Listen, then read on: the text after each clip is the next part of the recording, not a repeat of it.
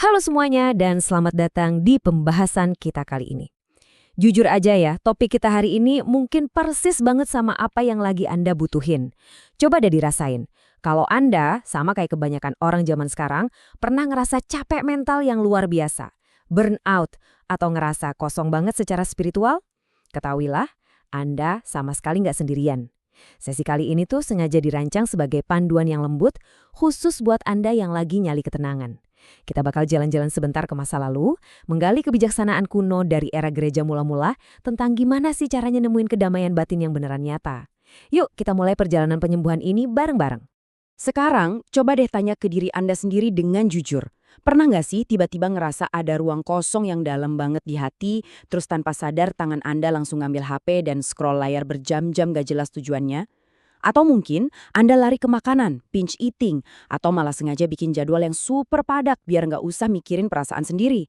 Ini tuh pergumulan yang sangat-sangat nyata buat kita semua. Tapi tahu nggak apa yang bikin merinding? Akar dari kecemasan modern yang kita alami ini ternyata udah diamati dengan sangat tajam ribuan tahun yang lalu oleh guru-guru rohani terdahulu. Nah, untuk paham jalan keluarnya, kita perlu mundur sedikit dan lihat gimana sih cara pandang kita soal keselamatan atau agama ini berubah dari masa ke masa. Banyak banget dari kita yang ngerasa tertekan sama agama karena ngelihatnya tuh kayak daftar aturan yang kaku banget. Padahal aslinya nggak gitu loh. Di masa gereja mula-mula pandangannya tuh sangat natural. Tapi waktu masuk abad ke-12 di era skolastik, pendekatannya mulai berubah jadi kaku dan legalistik. Pergeseran ini makin parah pas masa reformasi di abad ke-16 dan puncaknya di abad ke-18 setelah reformasi. Di titik ini fokus agama berubah total jadi cuma sekedar ngurusin status hukum manusia di depan pengadilan Tuhan. Perubahan cara pandang ini dampaknya gede banget, asli. Coba kita bandingin. Di satu sisi, ada pendekatan hukum yang mendominasi abad-abad belakangan ini. Pendekatan ini bikin agama tuh berasa kayak lagi di ruang sidang pengadilan. Pertanyaan yang muncul selalu, aturan mana nih yang kamu langgar? Bikin deg-degan kan? Tapi di sisi lain, gereja mula-mula justru pakai pendekatan pemulihan. Mereka ngelihat agama itu kayak rumah sakit. Mereka nggak peduli hukum apa yang Anda langgar. Pertanyaan mereka jauh lebih lembut. Sebenarnya bagian mana dari hatimu yang lagi terluka? Gila ya, perbedaan cara pandang ini aja udah kerasa melegakan banget. Jadi poin intinya ada di sini nih. Dalam pandangan guru-guru rohani yang awal banget ini, dosa itu dilihat sebagai penyakit jiwa, bukan sekedar kejahatan yang melanggar hukum. Coba bayangin ini sebentar. Kalau Anda berbuat salah, Anda itu bukanlah seorang penjahat yang lagi keringetan nunggu palu hakim dijatuhkan buat dihukum. Bukan. Anda itu adalah seorang pasien yang lagi sakit parah. Jiwa Anda lagi demam tinggi, dan Anda butuh banget seorang dokter buat nyembuhin Anda. Metafora kesehatan yang simple ini tuh powerful banget, karena dia mengubah rasa bersalah kita yang tadinya bikin minder, jadi dorongan buat nyari kesembuhan. Oke, kalau kita ini ibarat pasien, pertanyaannya bagian mana sih yang sebenarnya lagi sakit? Buat paham ini, ada satu konsep keren namanya nous, atau yang gampangannya kita sebut mata hati. Menurut pemikiran kuno ini, mata hati adalah bagian paling dalam, paling inti dari diri kita. Ibaratnya ini tuh kompas batin alami kita yang diciptain cuma buat satu tujuan, buat memandang dan berinteraksi sama Tuhan.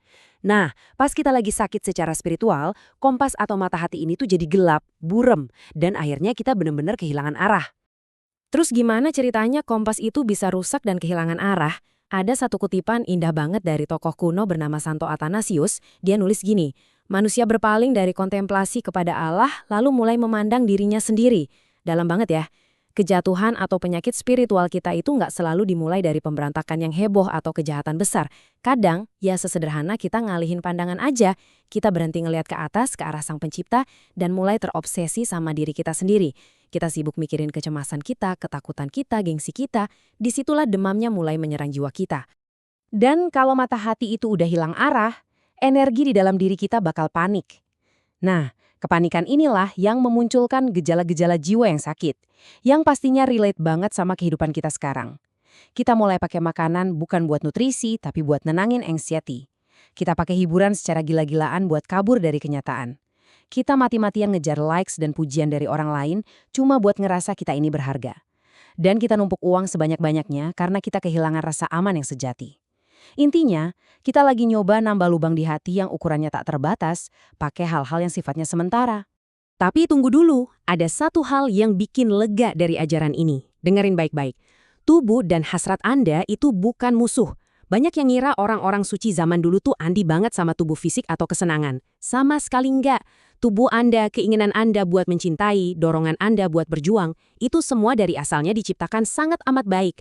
Tubuh kita itu cuma kanvas. Yang rusak tuh bukan hasrat di dalam diri Anda, tapi targetnya, arah sasaran dari hasrat itu yang salah alamat. Terus solusinya gimana dong? Ya karena masalahnya adalah penyakit, otomatis solusinya adalah terapi. Gereja mula-mula ngasih resep langkah sehari-hari yang sangat praktis, kayak mengatur porsi makan atau berpuasa, cari waktu buat diam atau hening sejenak dari kerisauan dunia, dan melatih doa yang lebih fokus. Saya mau tekanin di sini, ini sama sekali bukan hukuman atau bentuk menyiksa diri ya. Anggap aja ini tuh fisioterapi buat batin Anda. Persis kayak Anda peregangan waktu otot lagi cedera, rutinitas ini adalah cara kita merawat batin supaya kompasnya berfungsi normal lagi. Jadi tujuannya jelas ya, semua latihan kecil ini fungsinya buat ngebalikin kita ke setelan pabrik yang jernih dan sehat. Hal-hal yang kelihatannya sepele, kayak makan dengan penuh kesadaran dan rasa syukur, atau sekedar berani duduk diam tanpa pegang HP, itu sebenarnya cara kita ngebantu proses penyembuhan yang lagi Tuhan kerjain di dalam kita. Tindakan-tindakan sederhana ini tuh ibarat ngelap debu tebal dari kompas batin kita tadi. Perlahan-lahan, tubuh kita mulai berubah lagi jadi sahabat yang sejalan sama jiwa, bukan jadi tuan yang terus-terusan nuntut ini itu. Dan tahu nggak kemana muara dari semua terapi spiritual ini? Ada satu kata luar biasa buat ngegambarin puncaknya, teosis atau pengilahian. Oke, jangan bingung dulu.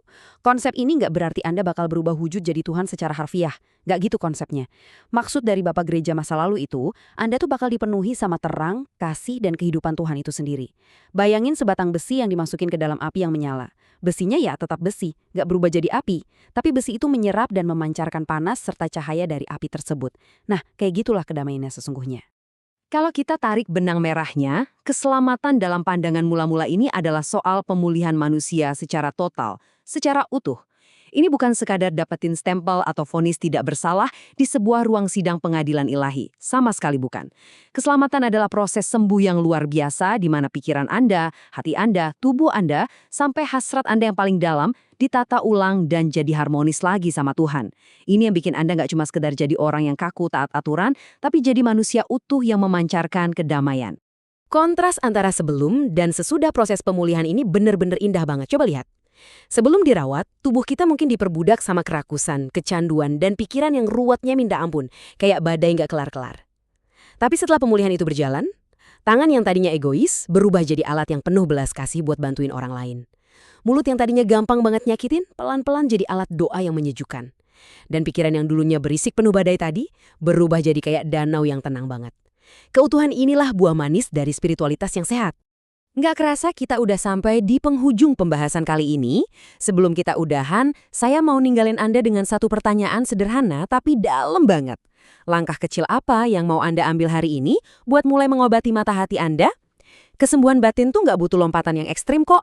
Mungkin cukup dimulai dengan berani ninggalin HP 10 menit lebih awal malam ini buat sekedar duduk diam dan narik napas. Atau sekedar ngubah niat pas lagi jalanin rutinitas harian. Ingat ya, batin Anda itu nggak lagi disidang, batin Anda itu lagi dirawat dengan penuh kasih. Terima kasih banyak udah nyediain waktu buat belajar bareng saya hari ini, dan semoga Anda bisa menikmati langkah pertama menuju kedamaian batin Anda sendiri.